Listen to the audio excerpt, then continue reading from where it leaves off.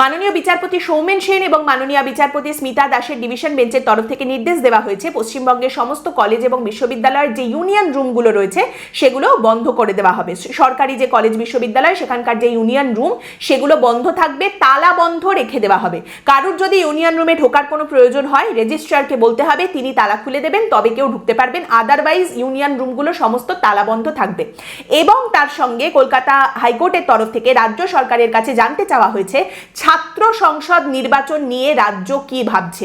আপনারা জানেন আমাদের রাজ্যে দীর্ঘদিন ধরে প্রায় 8 বছর ধরে ছাত্র সংসদ নির্বাচন না হওয়া এবং বিভিন্ন কলেজগুলো ইউনিয়ন রুম সেখানে আমাদের শাসক দলের যে ছাত্র পরিষদ রয়েছে তাদের রীতিমতো মৌরসি পাট্টা গেড়ে বসে থাকা এবং তারই সঙ্গে সাউথ ক্যালকাটা ল কলেজের যে ঘটনার কথা সামনে উঠে এসেছে, ইউনিয়ন রুম এবং সেখানে কিভাবে নির্যাতন চালানো হয়েছে এবং তারই সঙ্গে এই ঘটনার যে মূল অভিযুক্ত কলেজের প্রাক্তন ছাত্র অস্থায়ী কর্মচারী সেই মনোজিৎ মিশ্র, সে কিভাবে এই সাউথ ক্যালকাটা ল কলেজের ইউনিয়ন রুমটাকে একেবারে পৈতৃক সম্পত্তির মতো করে ব্যবহার করত, সেই সমস্ত কথাগুলো সামনে উঠে এসেছে এবং সেখান থেকে আজ এই নির্দেশও সামনে এসেছে।